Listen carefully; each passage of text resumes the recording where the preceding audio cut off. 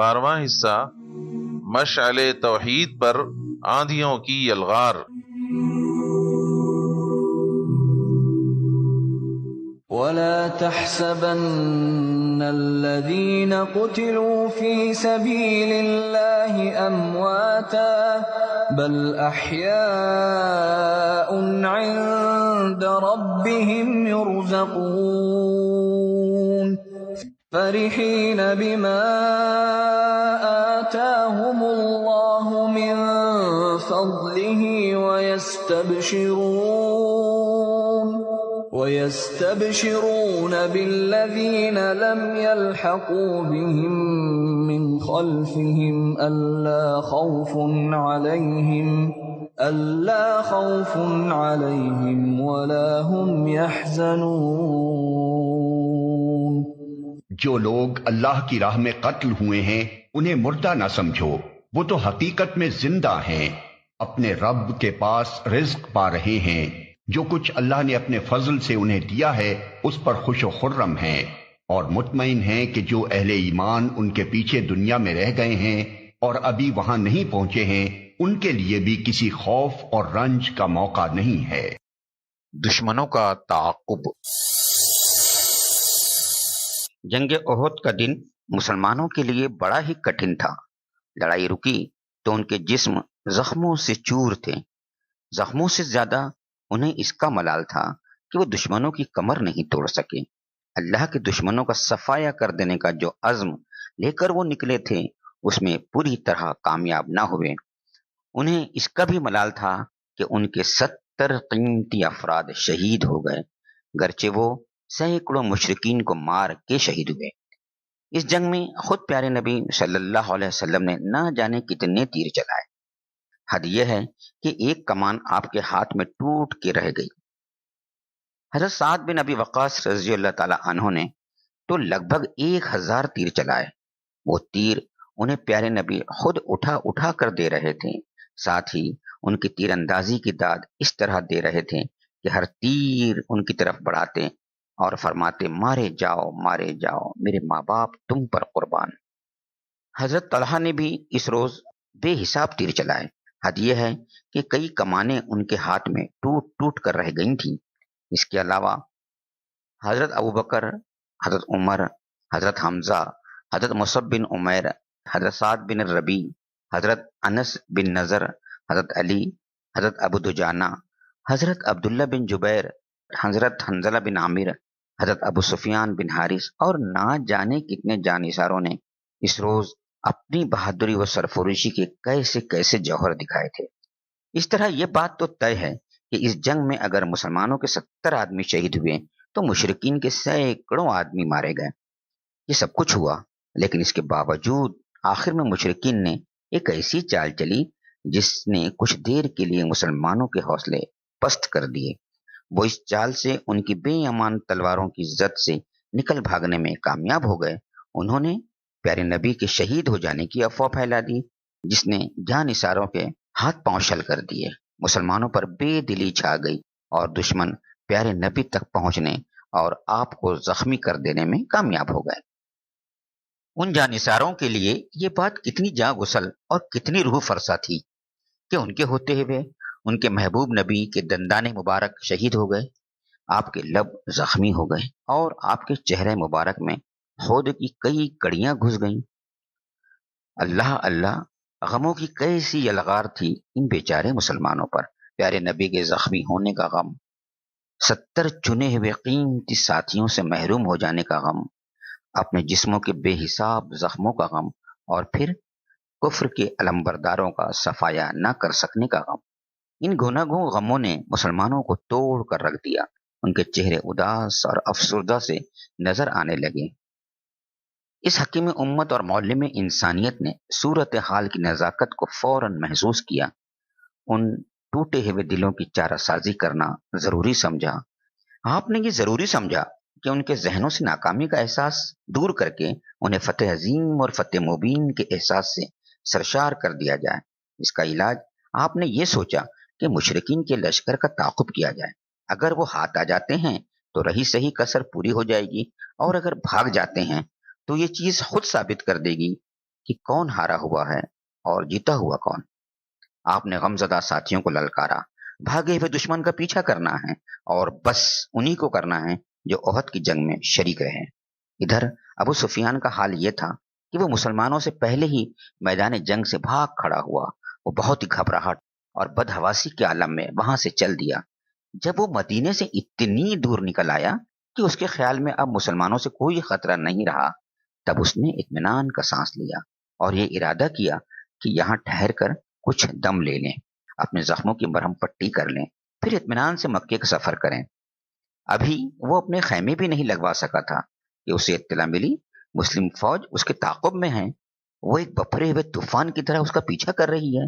وہ آ رہی ہے تاکہ اس کا نشہ اتار دیں، اس کی اور اس کی فوج کی جو رہی صحیح عزت ہے اسے خاک میں ملا دیں۔ یہ خبر ملنی تھی کہ ابو سفیان نے اپنی فوج کو فوراً وہاں سے کوچ کرنے کا حکم دیا اور بہت تیزی میں وہاں سے بھاگ کھڑا ہوا کہ اگر دوبارہ مقابلہ ہو گیا تو شاید ان میں سے کوئی بچ کر واپس نہ جا سکے گا۔ پیارے نبی صلی اللہ علیہ وسلم نے ہمراء الاسد تک اس کا پیچھا کیا۔ یہ ایک مقام ہے جو مدینے سے 8 میل پر واقع ہے۔ وہاں پہنچ کر آپ نے 3 دن قیام فرمایا۔ یہ 3 دن اس طرح گزرے کہ دن بھر صحابہ کرام لکڑیاں جمع کرتے اور رات میں ہر صحابی الگ الگ اپنی آگ جلاتا۔ لگاتار 3 راتیں ایسی گزری کہ 500 جگہوں پر آگ روشن کی جاتی رہی جو میلوں سے نظر آتی۔ اس طرح مدینے سے لے کر مکہ تک بلکہ پورے عرب میں اس کا شہرہ ہو گیا کہ مسلم فوج نے ہمراء الاسد تک دشمن فوج کا پیچھا کیا اور دشمن فوج بدحواسی کے عالم میں وہاں سے بھاگ کھڑی ہوئی۔ ادھر مسلمانوں پر اس کا یہ اثر ہوا کہ ان کے حوصلے بلند ہو گئے۔ انہیں اپنی ناکامی کا جو احساس تھا وہ فتح کامرانی کے احساس میں تبدیل ہو گیا۔ اللہ اللہ، رسول خدا کی یہ تدبیر، یہ حکمت، یہ دور اندیشی کس وقت؟ جبکہ آپ تھک کر چور ہیں، زخموں سے نڈھال ہیں، ناکامی کا بھی ملال ہے، اور پھر مسلح کا جاں گداز منظر نظروں کے سامنے ہے۔ بنی نذیر کی جلاوطنی جنگ احد سے اطمینان ہوا تو گناہوں فتنوں کا سامنا ہوا۔ کئی قبیلوں نے آپ کے ساتھ غداری کی، آپ کو ان سے بھی نمٹنا پڑا۔ اس سلسلے میں جھڑپیں بھی ہوئی، کہیں تو فتح ہوئی، کافی مال غنیمت ہاتھ آیا، لیکن کہیں جانوں کا بڑا نقصان ہوا۔ ان میں ایک واقعہ سب سے زیادہ مشہور ہے، وہ ہے قبیلہ بنی نذیر کی جلاوطنی کا واقعہ۔ یہ یہودیوں کا قبیلہ تھا، پیارے نبی کا اس سے معاہدہ تھا، لیکن اس نے غداری کی۔ آپ ان کے ہاں گئے اس سلسلے میں گفتگو کرنے۔ انہوں نے بظاہر آپ کا اچھا استقبال کیا، لیکن در پردہ آپ کو قتل کر دینے کی سازش کی۔ آپ ایک دیوار سے ٹیک لگائے بیٹھے تھے۔ انہوں نے کچھ آدمی بھیج دیے کہ اوپر سے وہ آپ کے اوپر کوئی بھاری پتھر گرا دیں۔ وحی الہی نے آپ کو اس خطرے سے آگاہ کر دیا۔ آپ فوراً وہاں سے اٹھ کر چل دیے۔ بعد میں آپ نے انہیں مدینے سے نکل جانے کا حکم دیا، مگر وہ تو اپنی طاقت کے نشے میں تھے۔ حکم ماننے سے انہوں نے صاف انکار کر دیا۔ مسلمانوں نے ان کا محاصرہ کر لیا۔ بالآخر انہوں نے گھٹنے ٹیک دیے۔ اکثر لوگ تو مدینے سے نکل کر خیبر چلے گئے جو مدینے سے 100 میل کے فاصلے پر ہے، اور کچھ لوگ شام کی طرف چلے گئے۔ نکلنے کو تو وہ مدینے سے نکل گئے، مگر اب وہ آپ کی مخالفت میں اور سرگرم ہو گئے۔ وہ قبیلوں میں جا جا کر آپ کے خلاف زہر اگلنے لگے۔ قریش راستے سے ہی لوٹ گئے۔ قریش نے عہد سے واپس ہوتے ہوئے دھمکی دی تھی۔ انہوں نے ترنگ میں آ کر کہا تھا، مسلمانوں، آئندہ سال بدر میں پھر ہمارا مقابلہ ہوگا۔ وہ وقت اب سر پر آ گیا۔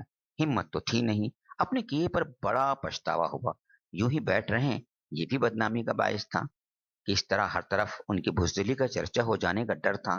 انہوں نے ایک چال چلی، مسلمانوں میں اپنے آدمی بھیجنے شروع کیے کہ وہ ان کے لاؤ لشکر اور ساز و سامان کو بڑھا چڑھا کر بیان کریں تاکہ مسلمانوں میں خوف و ہراس پھیل جائے، ان میں لڑائی سے بے دلی پیدا ہو جائے۔ لیکن آپ ان کی باتوں میں کب آنے والے تھے؟ آپ کی ہمت ذرا بھی ڈاواڈول نہ ہوئی۔ اپنے عزم پر آپ مضبوطی سے قائم رہے۔ آپ نے طے کر لیا اس دن لازماً میدان میں پہنچنا ہے۔ جس طاقت پر انہیں ناز ہے اس طاقت کو پارا پارا کرنا ہے۔ وہ دن آ گیا۔ آپ نے ساتھیوں کے ساتھ بدر کا رخ کیا۔ اسی موسم میں وہاں ہر سال بازار بھی لگتا تھا۔ ساتھیوں نے تجارت کے لیے کچھ سامان بھی ساتھ لے لیے۔ وہاں پہنچے تو قریش کا کہیں دور دور تک پتہ نہ تھا۔ غیور و خوددار مسلمان ٹھہر کر ان کا انتظار کرنے لگے۔ ننگ و آر کا مسئلہ تھا، قریش کو بہرحال اپنی لاج رکھنی تھی، اس لیے مقابلے میں نکلنے کے علاوہ کوئی چارہ کار نہ تھا، لیکن بری طرح ہار جانے کا بھی خطرہ تھا، اس لیے دل کسی طرح راضی نہ تھا۔ پھر بھی ہمت کر کے نکلے، 2 دن تک آگے بڑھتے رہے، پھر خوف سے ہاتھ پاؤں پھولنے لگے، پھر آگے بڑھنا ناممکن ہو گیا۔ ابو سفیان فوج کا کمانڈر تھا، اس نے کہا، بھائیو، یہ سال تو خشک سالی کا ہے، لڑائی بھڑائی تو خوشحالی میں ہوتی ہے، خیر اسی میں ہے کہ ہم مکہ لوٹ چلیں۔ لو میں تو چلا۔ سردار کے بعد اب کون ٹکتا؟ پوری فوج مکہ واپس ہو گئی۔ پیارے نبی صلی اللہ علیہ وسلم بدر میں 8 دن تک انتظار کرتے رہے۔ بدر میں تو بازار لگا ہی ہوا تھا، سامان تجارت بھی ساتھ تھا، مسلمان تجارت میں لگ گئے، خدا نے خوب برکت دی۔ 8 دن گزر گئے لیکن قریش کا کہیں پتہ نہ تھا۔ آپ ساتھیوں کو ساتھ لے کر مدینہ لوٹ پڑے۔ راستے میں دشمن کی بزدلی کی باتیں رہیں، قریش کی پست ہمتی کے تذکرے رہے۔ مسلمان خدا کے بے شمار احسانات یاد کرتے، شکر سے ان کے سینے امڑنے لگتے، زبان پر بے اختیار حمد جاری ہو جاتی۔ بنی نذیر کی ریشہ دوانیاں اور دین حق کے خلاف سارے عرب کا اتحاد۔ قریش اب مسلمانوں کا لوہا مان چکے تھے، ان کی طاقت اور ہمت سے سہم چکے تھے، سمجھ چکے تھے ان سے ٹکر لینا خود اپنی بربادی کو دعوت دینا ہے۔ قبیلہ بنو نذیر آپ سے جلا ہوا تھا، اسی کے سردار قریش کے پاس گئے۔ ان سرداروں میں ہوئی بن اخطب بھی تھا، سلام بن ابی الحقیق بھی تھا۔ ان لوگوں نے پہنچ کر قریش کو جوش دلایا، ان کو آپ سے پھر ٹکر لینے پر ابھارا۔ انہوں نے کہا، ڈرنا کاہے کا ہے، ہم تو تمہارے ساتھ ہیں، ہم تو محمد کو مار کے ہی دم لیں گے، اسی کا تو ہم تم سے عہد کرنے آئے ہیں۔ ان باتوں سے قریش میں ایک نیا جوش ابھرا، ایک نیا ولولہ پیدا ہوا، سوئے ہوئے جذبات پھر جاگ اٹھے۔ انہوں نے یہودیوں کو سر آنکھوں پر بٹھایا، خوشی سے جھومتے ہوئے بولے، واہ کیا خوب آئے، ہمیں تو وہی لوگ پسند ہیں جو محمد کے دشمن ہیں، جو اسے مٹا دینے کے در پہ ہیں۔ قریش نے مزید کہا، بھائیو، تمہارے پاس پہلے سے خدا کی کتاب موجود ہے، محمد سے ہمارا جو اختلاف ہے اس سے تم بے خبر نہیں، ذرا بتاؤ تو ہمارا مذہب اچھا ہے یا محمد کا؟ ان جھوٹے بدبختوں نے کہا، توبہ کرو، تمہارے مذہب سے اس کے مذہب کا کیا مقابلہ، کہاں سچ کہاں جھوٹ، کہاں حق کہاں باطل۔ اسی طرح یہودی چکنی چپڑی باتیں کرتے رہے، قریش کو جھوٹے بہلاوے دیتے رہے، اور قریش پھولے نہ سمائے، وہ بری طرح ان کے دھوکے میں آ گئے۔ جوش میں آ کر کہا، جب تک جان میں جان ہے محمد سے ہماری جنگ ہے، محمد کا دن پھلے پھولے یہ کبھی نہیں ہو سکتا، محمد سے دنیا کو پاک کرنا ہے، اس کے دین کا نام و نشان مٹا دینا ہے۔ اب جنگ کا فیصلہ ہو گیا، اس کا وقت بھی طے ہو گیا۔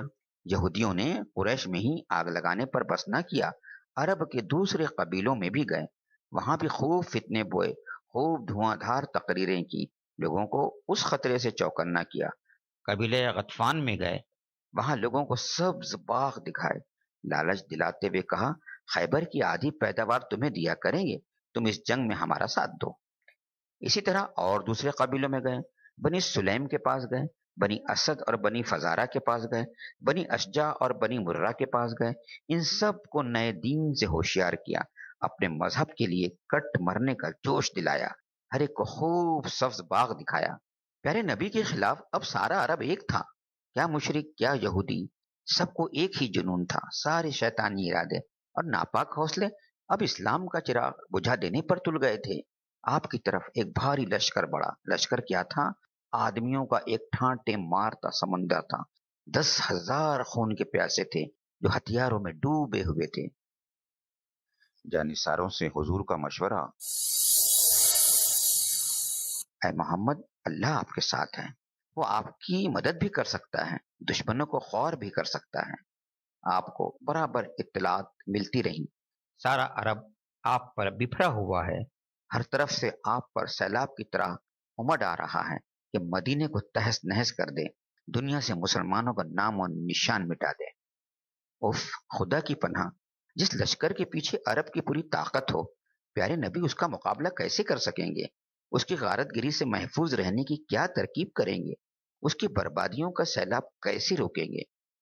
پیارے نبی نے ساتھیوں کو جمع کیا، ان سے مشورہ کیا، سب نے ایک ہی مشورہ دیا، باہر نہ نکلا جائے، مدینہ میں رہ کر ہی مقابلہ کیا جائے۔ حضرت سلمان فارسی ایران کے رہنے والے تھے، وہاں کے کچھ جنگی طریقوں سے واقف تھے۔ انہوں نے کہا، کھلے میدان میں نکل کر مقابلہ کرنا خطرے سے خالی نہیں، کسی محفوظ جگہ پر لشکر جمع ہو، جدھر سے دشمن کے آنے کا خطرہ ہو ادھر خندق کھود دی جائے۔ خندق کی کھدائی۔ پیارے نبی صلی اللہ علیہ وسلم کو یہ رائے بہت پسند آئی۔ آپ اسی وقت ایک گھوڑے پر سوار ہوئے، کچھ مہاجرین اور انصار کو بھی ساتھ لے لیا، گھوم پھر کر مدینے کی جغرافیائی صورتحال کا جائزہ لیا، خندق کے لیے مناسب جگہ اور اس کی لائن متعین کی، حکم دیا جتنی جلدی ممکن ہو یہ کام شروع ہو جائے۔ فوراً مسلمان اس کام میں جٹ گئے۔ جلدی جلدی کدال پھاڑوں کا انتظام ہوا۔ بنی قریظہ کے یہودیوں سے مسلمانوں کا معاہدہ تھا، کھدائی کے بہت سے سامان وہاں سے آ گئے۔ مدینہ 3 طرف سے پہاڑوں اور ناقابل عبور سنگلاخ زمینوں سے گھرا ہوا تھا، بس ایک شمال کی جانب سے کھلا ہوا تھا۔ اسی طرف خندق کھودنے کی تیاریاں شروع ہو گئی۔ کھدائی کا نقشہ آپ نے خود بنایا، پھر ہر 10 آدمیوں پر 20 میٹر زمین تقسیم کر دی۔ کھدائی کرنے والوں میں آپ خود بھی شامل تھے۔ آپ کو ساتھ دیکھ کر مخلص ساتھیوں میں اور جوش پیدا ہوتا اور وہ بے خود ہو کر کام میں لگے رہتے۔ جاڑی کی راتیں تھیں، 3 دن کا فاقہ تھا۔ بہادر مسلمان اسی عالم میں کھدائی کرتے، اپنے سروں پر مٹی ڈھو ڈھو کر کوہ صلا کے دامن میں پھینکتے، ادھر سے پتھر ڈھو ڈھو کر لاتے اور خندق کے کنارے جمع کرتے جاتے کہ ضرورت پڑی تو دشمن پر برسانے کے کام آئیں گے۔ 3000 متبرک ہاتھ خندق کھودنے میں مصروف تھے۔ جوش کا یہ عالم تھا کہ رات اور دن کا ہوش نہ تھا، بھوک پیاس سب کچھ بھولے ہوئے تھے۔ 9 یا 10 دنوں کی انتھک جد و جہد سے یہ کام پورا ہو گیا۔ خندق خود کر تیار ہو گئی، جس کی لمبائی تقریباً 6000 میٹر تھی، چوڑائی لگ بھگ 5 میٹر تھی اور گہرائی 4 سے 5 میٹر کے آس پاس تھی، اور اب مدینہ بالکل محفوظ تھا۔ مدینے کا ایک پہاڑ ہے، کوہ صلا کے نام سے مشہور ہے۔ خندق اور اس پہاڑ کے درمیان میں ایک لمبا چوڑا میدان تھا۔ پیارے نبی صلی اللہ علیہ وسلم نے اپنی فوج کو اسی میدان میں ٹھہرایا اور کوہ صلا کو اپنی پشت پر رکھا۔ مدینے کا بچہ بچہ جوش سے سرشار تھا۔ فوج روانہ ہوئی تو باپ بھائیوں کی دیکھا دیکھی 9 عمر بچے بھی ساتھ ہو لیے۔ فوج میدان میں پہنچی تو آپ نے جائزہ لیا۔ جو 15 سال سے زیادہ عمر کے بچے تھے انہیں شرکت کی اجازت دی، جو ان سے کم تھے انہیں شاباشی دی اور سمجھا بجھا کر واپس کر دیا۔ دشمن فوجیں مدینے کی سرحد پر۔ ہجرت کا 5واں سال تھا، شوال کا مہینہ۔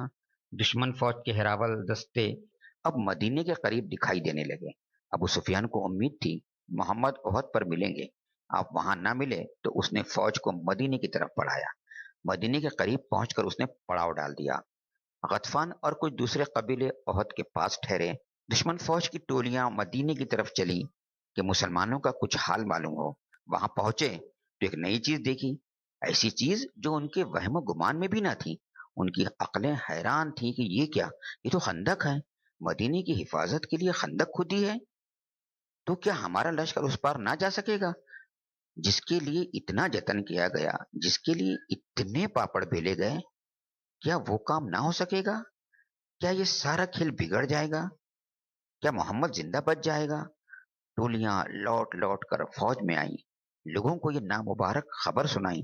جس نے سنا دنگ رہ گیا، بخدا یہ تو بالکل نئی ترکیب ہے، عرب میں تو کبھی اس کا رواج تھا بھی نہیں۔ اسلامی فوج اپنی چوکیوں پر۔ مسلمانوں کو معلوم ہو گیا دشمن آ گئے ہیں، وہ اپنی چوکیوں پر چوکنا ہو گئے۔ کوہ صلا کے دامن میں ایک خیمہ نصب کیا گیا، سرخ رنگ کا خیمہ۔ پیارے نبی صلی اللہ علیہ وسلم اس میں تشریف لائے، وہاں بیٹھ کر جنگ کا نقشہ بنایا۔ اسلامی فوج 3000 تھی۔ اس کو آپ نے کئی حصوں میں تقسیم کیا۔ کچھ ٹولیاں خندق کی دیکھ بھال پر مقرر کی۔ خندق کے جن حصوں پر زیادہ اندیشہ تھا وہاں خصوصی طور سے کچھ لوگوں کو پہرے پر لگایا۔ بقیہ فوج دشمن کے مقابلے میں صف آرا ہوئی۔ خندق کی طرف رخ تھا، تیر کمان ہاتھوں میں تھے۔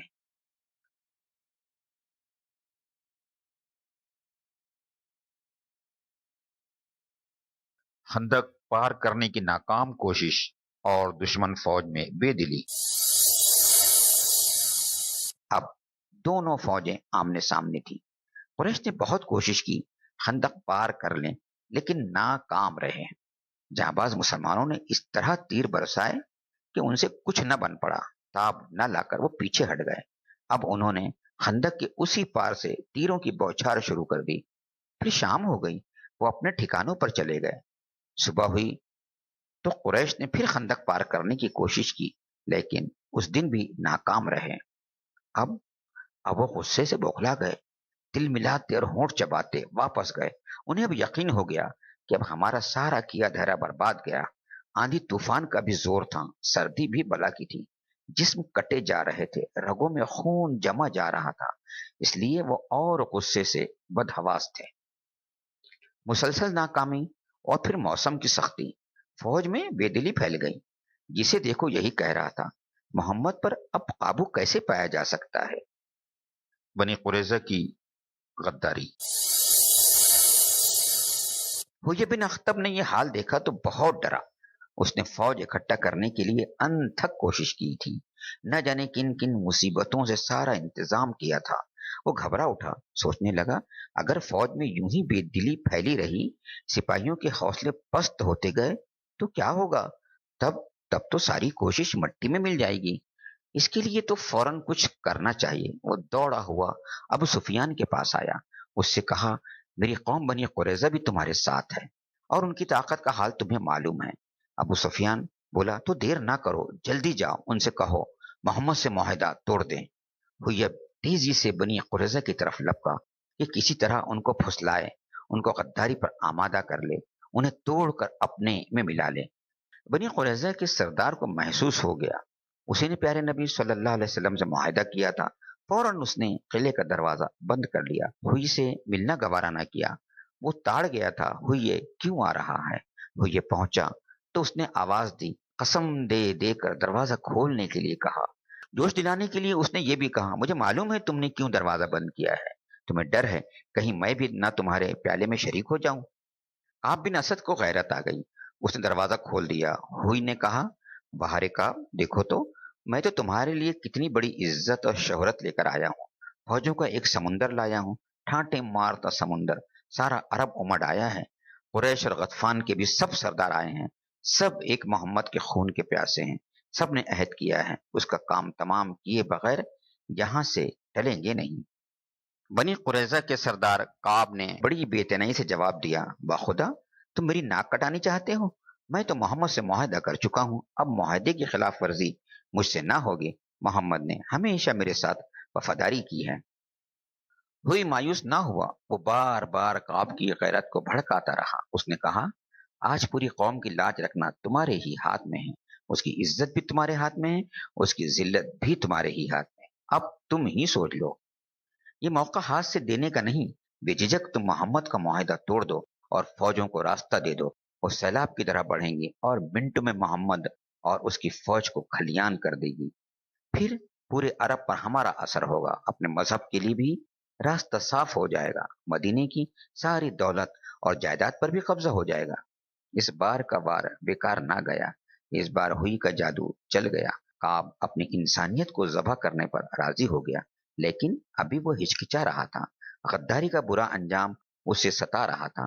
وہ سوچنے لگا اگر کہیں قریش اور غطفان ہار گئے تو کیا ہوگا؟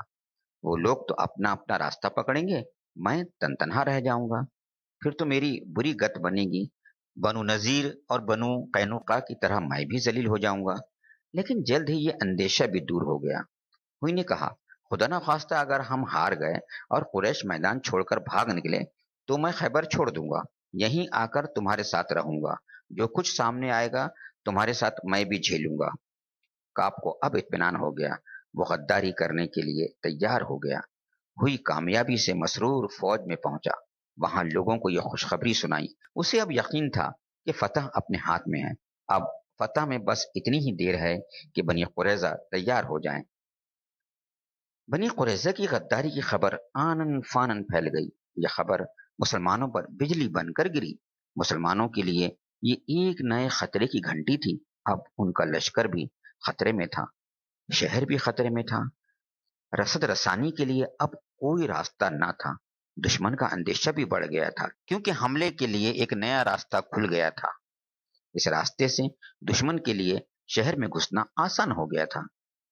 پیارے نبی صلی اللہ علیہ وسلم نے تحقیق کے لیے حضرت زبیر بن عوام کو دوڑایا۔ وہ پہنچے تو وہاں بڑی دھوم دھام تھی، ایک عجیب جوش و خروش تھا، ہر ایک جنگ کی تیاریوں میں مصروف تھا۔ آپ نے اطمینان کے لیے پھر اسید بن حضیر، سعد بن عبادہ اور سعد بن معاذ کو بھیجا کہ بنی قریظہ کے سردار سے بات کریں۔ سعد بن عبادہ خزرج کے سردار تھے اور سعد بن معاذ اوس کے۔ یہ بنی قریظہ کے حلیف بھی تھے، یعنی ان سے معاہدہ تھا۔ ان لوگوں سے آپ نے فرمایا اگر خبر صحیح ہو تو اشاروں کی زبان استعمال کرنا کہ مسلمانوں میں بے دلی نہ پھیلے، ورنہ بلند آواز سے اعلان کر دینا۔ یہ لوگ وہاں پہنچے تو صورتحال بہت افسوسناک تھی۔ وہ لوگ بے وفائی اور غداری کا فیصلہ کر چکے تھے۔ سردار کی حالت تو سب سے زیادہ شرمناک تھی۔ وہ بڑی ڈھٹائی سے آپ کی بے ادبی کر رہا تھا۔ اس بدبخت نے یہاں تک کہا کون ہے اللہ کا رسول؟ ہمیں کچھ نہیں معلوم کون ہے اللہ کا رسول، ہم تو بس محمد کو جانتے ہیں اور محمد سے ہم سے کوئی عہد معاہدہ نہیں۔ جان نثاروں کو جوش آ گیا، صورتحال بہت نازک ہو گئی، قریب تھا وہیں جنگ چھڑ جائے۔ حضرت سعد بن معاذ نے اپنے ساتھیوں کو سنبھالا اور یہ کہتے ہوئے وہاں سے چل دیے یہ کیا ہے، ہمارے اور ان کے تعلقات تو اس سے بھی زیادہ بگڑ چکے ہیں۔ وہ جانثاروں کو لوٹ کر آپ کی خدمت میں لے آئے اور اشاروں میں یعنی کوڈ میں آپ کو صورتحال بتا دی، لیکن یہ خبر چھپنے والی کب تھی؟ نکلی ہونٹوں چڑھی کوٹھوں۔ ساری فوج میں اس کا چرچا ہو گیا، مدینہ میں ہر طرف اس کا شہرہ ہو گیا، سب پر بے دلی چھا گئی، ہر طرف مایوسی پھیل گئی۔ جسے دیکھیے یہی کہہ رہا تھا خندق تو خوب تیار ہوئی، لیکن اب خندق سے کیا ہوتا ہے؟ اب تو بنی قریظہ کے قلعے سے حملہ ہوگا، ہائے اب کیا بنے گا؟ اب معاشرہ بہت سخت تھا۔ اسی حال میں کئی دن گزر گئے، دشمن مدینے کے گرد گھیراؤ ڈالے رہے۔ یہ بڑا ہی کٹھن وقت تھا، مسلمانوں پر کئی فاقے گزر گئے، تاب نہ لا کر وہ بلبلا اٹھے۔ پیارے نبی کو اندیشہ ہوا کہیں ساتھی ہمت نہ ہار جائیں۔ آپ نے غطفان کے پاس ایک آدمی بھیجا کہ اگر تم لوگ جنگ نہ کرو اور واپس چلے جاؤ تو مدینے کی تہائی پیداوار تم کو دیں گے۔ غطفان باخوشی راضی ہو گئے، بات پکی کرنے کے لیے اپنے آدمی بھیجے، مگر وہ تہائی پر تیار نہ تھے۔ انہوں نے آدھی پیداوار کا مطالبہ کیا۔ حضرت علی کی مثالی بہادری۔ خندق کی چوڑائی ایک جگہ کچھ کم تھی اور وہاں کوئی پہرا بھی نہیں تھا۔ دشمنوں نے موقع غنیمت جانا، اسی طرف سے حملہ کرنا چاہا۔ پوری تیاری سے آگے بڑھے، گھوڑے کدا کر اس پار پہنچے۔ غرور سے سینے تنے ہوئے تھے۔ ان میں ابو جہل کا بیٹا اکرمہ بھی تھا، زرار بھی تھا، عرب کا مشہور بہادر عمرو بن عبد ود بھی تھا۔ یہ 1000 شہ سواروں کے برابر مانا جاتا۔ یہی پہلے آگے بڑھا، اس نے زور سے للکارا، ہے کوئی میرے مقابلے کا؟ حضرت علی رضی اللہ تعالیٰ عنہ نے آگے بڑھ کر جواب دیا، میں ہوں میں۔ پیارے نبی نے فرمایا، ارے علی یہ عمرو ہے، کچھ خبر بھی ہے؟ حضرت علی نے کہا، ہاں میں خوب جانتا ہوں یہ عمرو ہے۔ آپ نے خود مبارک ہاتھوں سے انہیں اپنی تلوار عنایت کی، سر پر امامہ باندھا اور ان کے لیے دعا فرمائی، خدایا علی کی مدد فرما۔ اب حضرت علی عمرو کے مقابلے میں تھے۔ عمرو ہنسا اور بولا، کیوں بھتیجے، میرا تو دل چاہتا نہیں کہ تمہیں ماروں۔ حضرت علی نے جواب دیا، لیکن میری تلوار تو بے چین ہے تمہارا خون پینے کے لیے۔ عمرو اب غصے سے بے تاب تھا، اس نے پوری طاقت سے تلوار کا وار کیا۔ حضرت علی نے تلوار کو ڈھال پر روک لیا اور خود بڑھ کر وار کیا۔ لوگوں نے دیکھا عمرو اب خاک و خون میں لتھڑا پڑا تھا۔ مسلمانوں نے اس زور سے اللہ اکبر کا نعرہ لگایا کہ پورا میدان گونج اٹھا۔ کچھ دیر عمرو کے ساتھیوں نے مقابلہ کیا، لیکن پھر سب بھاگ کھڑے ہوئے۔ اس حملے میں دشمنوں کو ناکامی تو ہوئی، لیکن خندق کو پار کر لینا ان کے لیے کم خوشی کی بات نہیں تھی۔ اب بہتوں کے حوصلے بڑھے، دوسرے بہادروں نے بھی جان پر کھیلنے کا فیصلہ کیا اور خندق کے اس پار جا کر مسلمانوں سے مقابلہ کرنا چاہا۔ سورج ڈوب چکا تھا، تاریکی پھیل چکی تھی۔ دشمنوں کا ایک دستہ خندق کی طرف بڑھا۔ آگے آگے نامی بہادر نوفل تھا۔ خندق پر پہنچ کر اس نے گھوڑا کھدایا کہ اس پار ہو جائے۔ گھوڑا خندق میں گرا، نوفل کا سر پس کر رہ گیا۔ یہ عبرتناک انجام سامنے تھا۔ اب ساتھیوں کو کہاں ہمت ہو سکتی تھی، الٹے پاؤں واپس ہو گئے۔ ابو سفیان نے مسلمانوں کے پاس کہلا بھیجا نوفل کی لاش واپس کر دی جائے، بدلے میں 1 خوں بہا یعنی 100 اونٹ دیا جائے گا۔ پیارے نبی نے جواب دیا، اٹھا لے جاؤ اسے، ہمیں اس کا خوں بہا نہیں چاہیے، اس کی لاش بھی پلید ہے، اس کا خوں بہا بھی پلید ہے۔ مشرکوں نے اپنی وہ لاش اٹھائی اور واپس چلے گئے، لیکن اب بھی وہ اپنی حرکت سے باز نہ آئے۔ دن رات خندق پار کرنے کی کوششیں کرتے رہے، اس کے لیے باقاعدہ ٹولیاں بنائیں۔ وہ ٹولیاں خندق پر منڈلاتی رہتی، جہاں ایک ٹولی واپس جاتی دوسری آ پہنچتی۔ کئی راتیں مسلمانوں پر ایسی گزری کہ خدا کی پناہ۔ گھروں میں عورتیں بے کل تھیں، بچے بلبلا رہے تھے۔ اوف، ذرا سوچو تو صحیح، ان جانثاروں پر کیا بیتی ہوگی جو خطرات کے نرغے میں تھے۔ لگاتار تیروں کی بوچھار ہو رہی تھی اور موت انہیں دبوچ لینے کے لیے اپنے پنجے کھولے کھڑی تھی۔ وقت بڑا ہی نازک تھا، عرب کی ساری طاقتیں ایک ہو گئی تھیں حق کو مٹا دینے کے لیے۔ ایسے میں آپ کا بھروسہ صرف خدا پر تھا۔ آپ خدا سے گڑ گڑاتے، ہاتھ پھیلا کر مدد کے لیے دعائیں کرتے، صبر و ہمت کی بھیک مانگتے اور اسلام کو غالب کرنے کی درخواست کرتے۔ سروں پر موت منڈلا رہی تھی، دشمن طاق میں لگے تھے کہ مسلمان ذرا بھی غافل ہوں، حملے کا ذرا موقع ملے اور وہ بے تحاشا ٹوٹ پڑیں۔ ایسے برے وقت میں پیارے نبی صلی اللہ علیہ وسلم بھی جنگ میں بہادرانہ حصہ لے رہے تھے۔ آپ نے خندق کے مختلف حصوں پر فوجیں تقسیم کر دی تھیں جو دشمن کے حملوں کا مقابلہ کرتی۔ ایک حصہ خود آپ کی نگرانی میں تھا۔ آپ دشمن کو تیروں سے روک رہے تھے، ذرا بھی ہٹ کر دم نہ لیتے۔ اگر کوئی ضرورت پیش آ جاتی اور وہاں سے ہٹنا پڑتا تو اپنی جگہ دوسرے کو کھڑا کر دیتے۔ جو ہی ضرورت پوری ہو جاتی فوراً آ کر اپنی جگہ سنبھال لیتے۔ اس طرح ایک طرف تو آپ ساتھیوں کی ڈھارس بندھا رہے تھے، دوسری طرف بلند ترین انسانیت کا نمونہ پیش فرما رہے تھے۔ لڑائی کا آخری دن بڑا ہی سخت گزرا۔ تمام دن زوروں کا مقابلہ رہا۔ دشمن کے ماہر تیر انداز خندق کو گھیرے کھڑے تھے اور بے تکان تیر اور پتھر برسا رہے تھے۔ مسلمان تھک کے چور تھے، بھوک پیاس سے بدحال تھے، لیکن اپنی جگہوں پر پہاڑ کی طرح اٹل تھے، ذرا بھی پیچھے ہٹنے کا نام نہ لیتے۔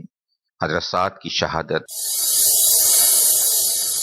اس لڑائی میں مسلمانوں کا جانی نقصان بہت کم ہوا، مشکل سے ان کے 6 آدمی شہید ہوئے۔ البتہ انصار کا سب سے بڑا بازو ٹوٹ گیا۔ حضرت سعد بن معاذ جو اوس کے سردار تھے، بڑی جاں بازی سے لڑ رہے تھے۔ ایک دشمن حبان بن ارقا ان کی طاق میں تھا، موقع پا کر ان کے ہاتھ پر تیر مارا، ہاتھ کی موٹی رگ کٹ گئی، خون کا فوارہ جاری ہو گیا۔ اس وقت حضرت سعد نے آسمان کی طرف نگاہ اٹھائی اور خدا سے التجا کی۔ اللہ اللہ، وہ التجا بھی کتنی پیاری تھی۔ اے اللہ، اگر قریش سے ابھی جنگ ہونی باقی ہے تو مجھ کو زندہ رکھ۔ جس قوم نے تیرے رسول کو جھٹلایا ہے، ان کو گھر سے بے گھر کیا ہے، ان سے زیادہ کسی سے لڑنے کی مجھے تمنا نہیں، لیکن اگر ان سے اب جنگ نہ ہونی ہو تو مجھ کو اسی زخم میں شہادت دے دے، اور جب تک میری آنکھیں بنی قریظہ سے ٹھنڈی نہ ہوں مجھ کو موت نہ دے۔ اللہ کی رحمتیں ہوں سعد پر، اور برا ہو بنی قریظہ کے یہودیوں کا جنہوں نے غداری کی، پیارے نبی کے ساتھ بے وفائی کی۔ اگر وہ بے وفائی نہ کرتے، وقت پر دھوکہ نہ دیتے تو اتنی خطرناک صورتحال کبھی نہ پیدا ہوتی۔ مسلمان سخت بے چین تھے، خوف سے بدحال تھے، آنکھیں پتھرا گئی تھیں، کلیجے منہ کو آ گئے تھے۔ ادھر منافق غصے سے تلملا رہے تھے، ہونٹ چبا چبا کر کہتے، اللہ اور اس کے رسول نے ہم کو تو دھوکہ دیا۔ ہر طرف مایوسی پھیلی ہوئی تھی، پوری فضا اداس اداس تھی۔ ایسے میں ایک روز دیکھا گیا، پیارے نبی کا چہرہ خوشی سے تما رہا تھا، آنکھوں میں عجیب چمک تھی جو بے انتہا اطمینان کا پتہ دے رہی تھی۔ ایسا لگ رہا تھا جیسے فتح کا فرشتہ آپ کے سامنے کھڑا ہو۔ مسلمانوں نے یہ دیکھا تو ان کے سارے غم دھل گئے، خوشی سے وہ کھل اٹھے۔ اب وہ فکر مند اور اداس نہ تھے، بالکل مطمئن اور بے غم تھے۔ ان کے چہرے دمک رہے تھے اور ہونٹ مسکرا رہے تھے کہ اب خدا کی رحمت کو جوش آ گیا، اب خدا کی مدد کا وقت آن پہنچا۔ غطفان سے معاہدے کا ارادہ چھوڑ دیا اور ان کے آدمی واپس چلے گئے۔ قبیلہ غطفان کا ایک رئیس تھا، نعیم بن مسعود۔ وہ اندر ہی اندر مسلمان ہو چکا تھا، مگر قبیلے والوں کو خبر نہ تھی۔ وہ چھپ کر رات میں آپ کے پاس آیا، اپنے مسلمان ہونے کی خوشخبری سنائی اور عرض کیا، اللہ کے رسول، میرے اسلام لانے کی کسی کو خبر نہیں، آپ جو چاہیں مجھ سے کام لیں۔ آپ نے فرمایا، نعیم، اس طرح کہ تم تنہا آدمی ہو، جس طرح ہو سکے ان دشمنوں میں پھوٹ ڈالو کہ ان سے ہمیں نجات ملے، اس کے لیے تم جو چاہو کرو اور جو چاہو کہو۔ نعیم اسی وقت چلے گئے اور سوچتے رہے، کیا کروں، کس طرح دشمنوں میں پھوٹ ڈالوں، کس طرح ان کے ناپاک عزائم کو ناکام کروں۔ دشمنوں میں اب ایک نیا جوش تھا، ان کے حوصلے پہلے سے کہیں زیادہ بلند تھے، انہیں سردی کی سختی کی ذرا فکر نہ تھی، خندق کی بھی کوئی پرواہ نہ تھی۔ کیوں؟ کیونکہ اب بنی قریظہ ان کے ساتھ تھے، اب دل کے ارمان نکالنا آسان تھا۔ پیدل فوج 3 حصوں میں بٹی ہوئی تھی، وہ ہر طرف سے اسلامی فوج کو گھیرے ہوئے تھی کہ وہ کہیں آ جا نہ سکیں اور بے بس ہو کر رہ جائیں۔ سوار فوج ادھر ادھر پھر رہی تھی اور مسلمانوں پر بے دردی سے تیر برسا رہی تھی۔ حضرت صفیہ کی حیرتناک شجاعت۔ مسلمان سخت پریشان تھے، وہ بالکل گھر کر رہ گئے تھے، خوف اور بے چینی الگ تھی۔ دن رات یہودیوں کا خطرہ تھا، یہ خطرہ بیرونی دشمنوں کے خطرے سے بھی بڑھ کر تھا۔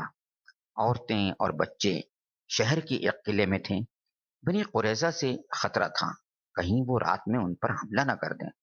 آپ نے کچھ آدمیوں کو مقرر فرمایا کہ رات بھر مدینہ میں گھوم گھوم کر پہرا دے۔ یہودیوں نے غداری کی تو مسلمانوں کی خبریں جاننے کی بھی انہیں فکر ہو۔ وہ چاہتے تھے کمزور جگہ معلوم ہو جائے تاکہ حملے میں آسانی ہو اور ناکامی نہ ہو۔ یہودیوں کی ایک ٹولی اسی غرض سے نکلی، مسلمانوں نے اسے دیکھ لیا، انہوں نے پیچھا کیا اور وہ بھاگ نکلے۔ عورتیں اور بچے جس قلعہ میں بند تھے وہ قلعہ بنی قریظہ کے قریب ہی تھا۔ بنی قریظہ نے سوچا مسلمان تو فوجوں کا مقابلہ کر رہے ہیں، موقع اچھا ہے، قلعے پر قبضہ کر لیا جائے۔ ایک یہودی قلعے تک آ گیا، چاروں طرف چکر لگانے لگا۔ قلعے میں حضرت صفیہ بھی تھی، یہ آپ کی پھوپھی تھی، ان کی نظر اس یہودی پر پڑ گئی۔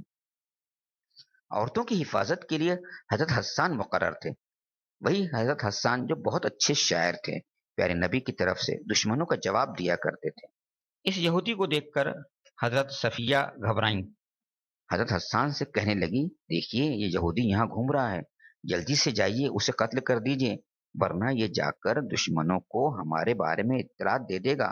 ہمارے جانباز اور سرفروش مجاہدین تو لڑائی میں پھنسے ہوئے ہیں، وہ تو ہماری مدد کے لیے نہیں آ سکیں گے، اگر یہ بچ کر چلا گیا تو ہم پر بڑی مصیبت آ جائے گی۔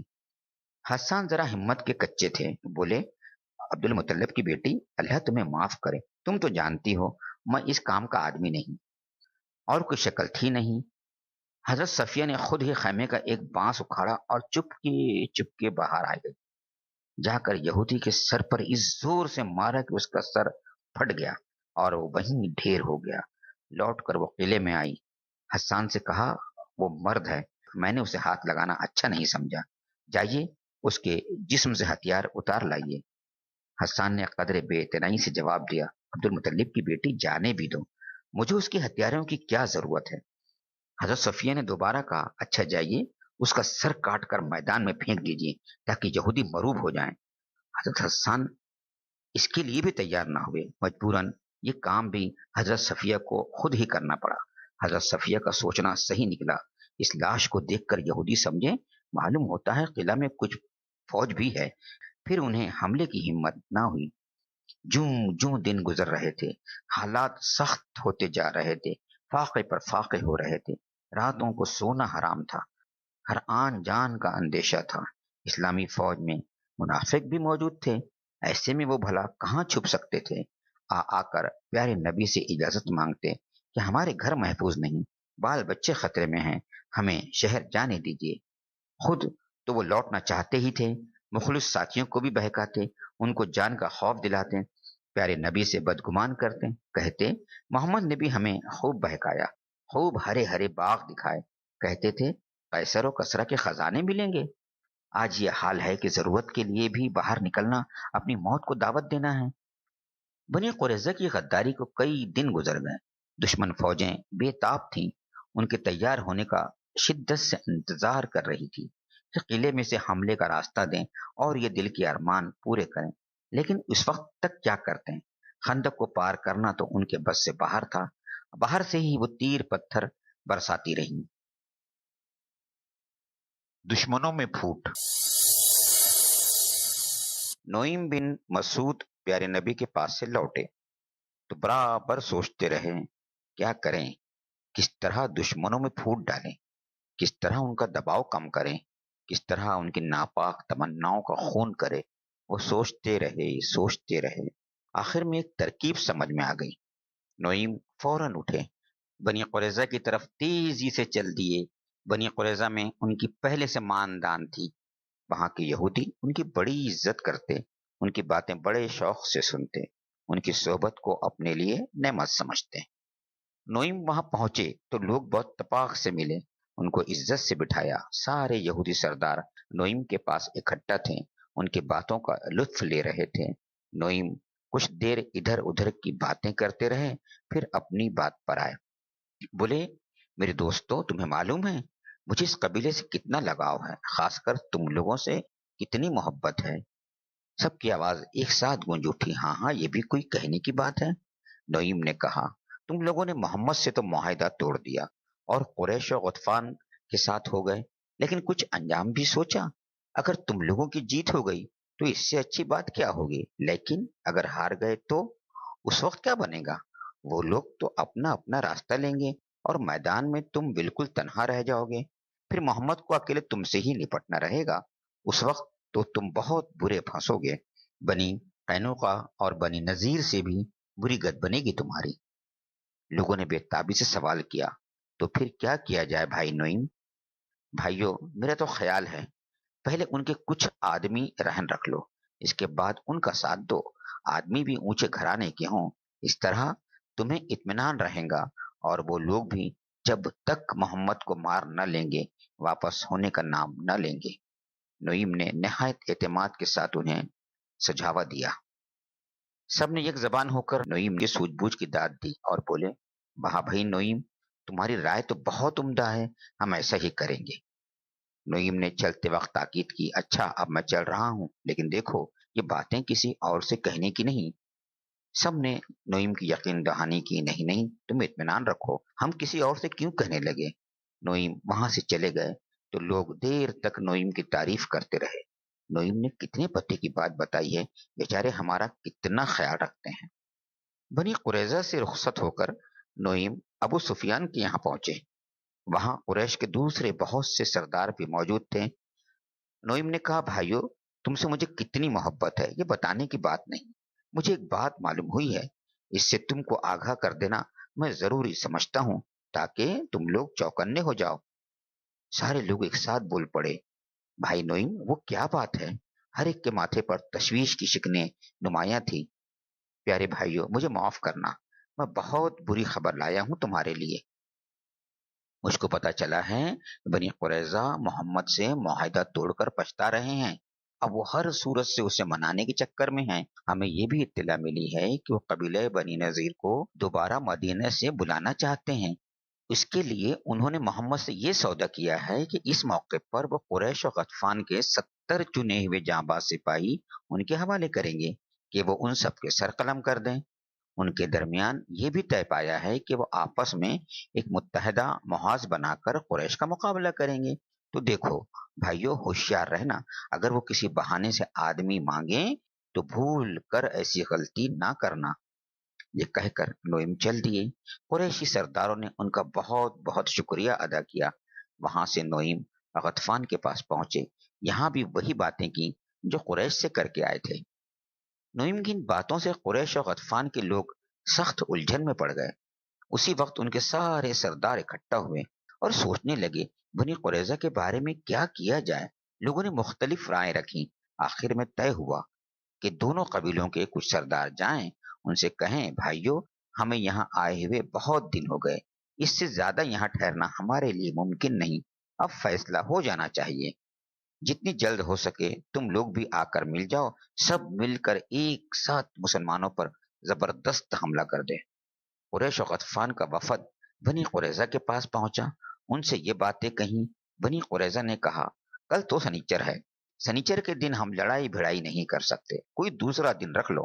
ہاں ایک بات اور ہے، ہم تمہارا اسی وقت ساتھ دیں گے جب تم ہمارے پاس کچھ آدمی رہن رکھو، تاکہ ہمیں اطمینان تو رہے کہ اگر محمد کا پلہ بھاری ہوا تو ہم کو چھوڑ کر بھاگو گے نہیں۔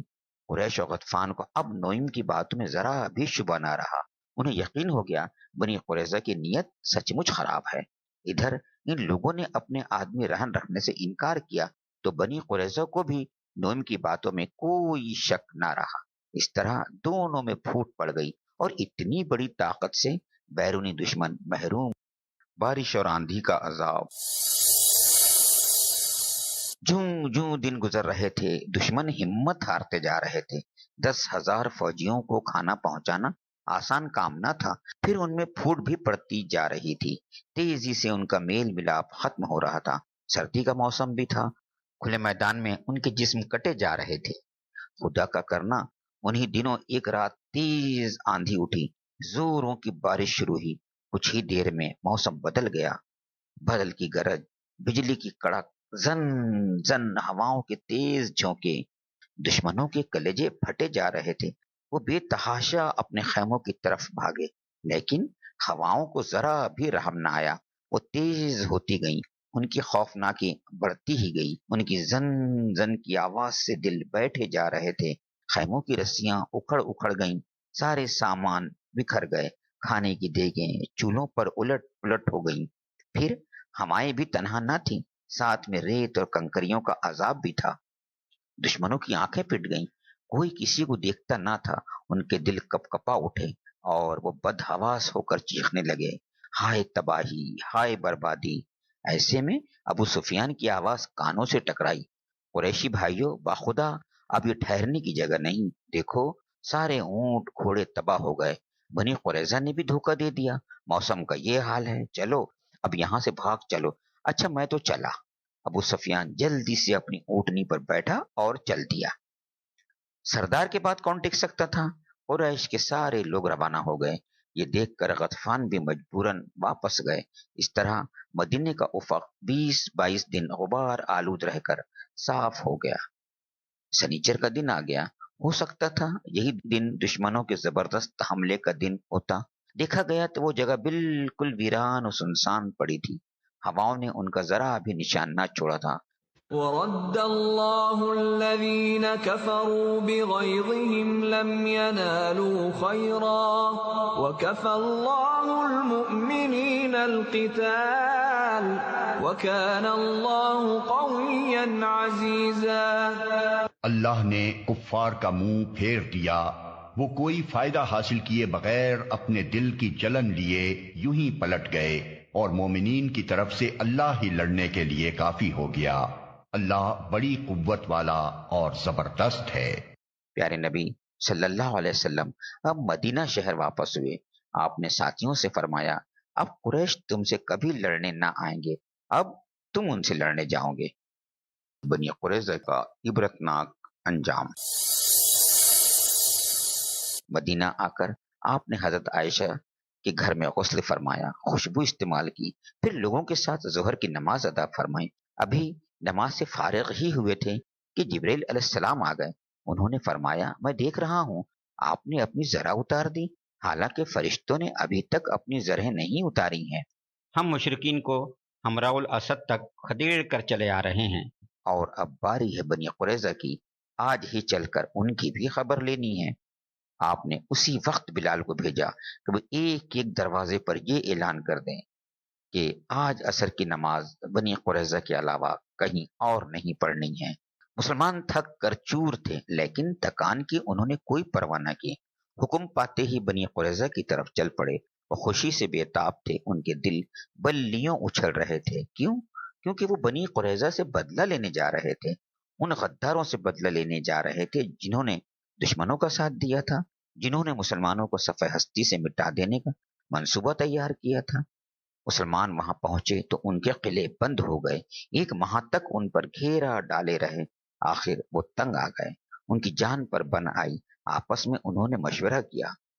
کعب بن اسد جو ان کا سردار تھا بولا، اب نجات کی صورت بس یہی ہے کہ ہم مسلمان ہو جائیں اور محمد کی اطاعت قبول کر لیں۔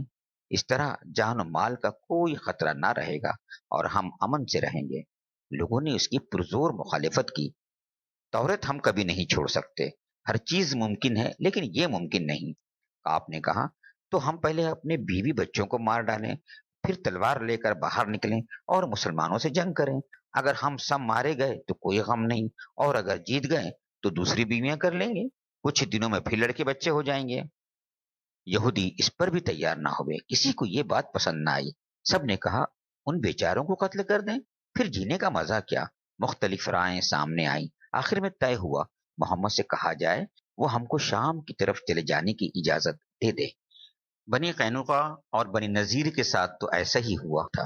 پیارے نبی صلی اللہ علیہ وسلم اس پر راضی نہ ہوئے۔ آپ نے فرمایا قبیلہ اوس تمہارا حلیف ہے، اس میں کسی ایک کو پسند کر لو، وہی تمہارا فیصلہ کرے گا، جو وہ کہہ دے گا اس کو ہم بھی مانیں گے، تم کو بھی ماننا ہوگا۔ بنی قریظہ نے اس رائے سے اتفاق کیا اور اپنی قسمت کا فیصلہ حضرت سعد بن معاذ پر چھوڑ دیا۔ بنی قریظہ نے تو حضرت سعد کا نام لیا تھا یہ سمجھ کر کہ وہ رواداری سے کام لیں گے، وہ ماضی کے تعلقات کا خیال کریں گے، وہ ان کے بارے میں کوئی سخت فیصلہ نہیں کریں گے۔ مگر حضرت سعد کی سوچ اس سے بالکل مختلف تھی۔ انہوں نے جب سنا فیصلہ انہی کو کرنا ہے تو بے ساختہ ان کی زبان سے نکلا قد آن لسعد اللہ تأخذہ فی اللہ لومۃ لائم۔ سعد کے لیے وقت آ گیا ہے کہ وہ اللہ کے سلسلے میں کسی ملامت کرنے والے کی ملامت کی پرواہ نہ کرے۔ چنانچہ حضرت سعد نے ان کا فیصلہ کیا۔ وہ فیصلہ یہ تھا جو لڑنے کے قابل ہیں قتل کر دیے جائیں، عورتیں اور بچے قید کر لیے جائیں، ان کے مال و اسباب مسلمانوں میں تقسیم کر دیے جائیں۔ آپ صلی اللہ علیہ وسلم نے یہ فیصلہ سنا تو بہت خوش ہوئے۔ فرمایا سعد یہی فیصلہ خدا کا ہے، تم نے اس زمین پر وہ فیصلہ کیا ہے جو 7 آسمانوں کے اوپر خدا کا فیصلہ ہے۔ مدینے میں گڑھے کھودے گئے، تھوڑے تھوڑے یہودی وہاں لے جائے گئے، ان کی گردنیں مار دی گئیں، پھر انہی گڑھوں میں ڈال دیے گئے۔ سب سے پہلے جس کی گردن ماری گئی وہ ہوئی تھا حضرت سعد بن معاذ کی تمنا پوری ہو گئی، ان کی آنکھیں ٹھنڈی ہو گئیں۔ بنی قریظہ کا برا انجام انہوں نے دیکھ لیا، پھر وہ زیادہ نہ ٹھہرے۔ غزوہ خندق کے دوران ان کے ہاتھ میں جو تیر لگا تھا وہی زخم ہرا ہو گیا، اس سے خون کا فوارہ جاری ہو گیا اور پھر اسی زخم سے ان کو شہادت نصیب ہو گئی۔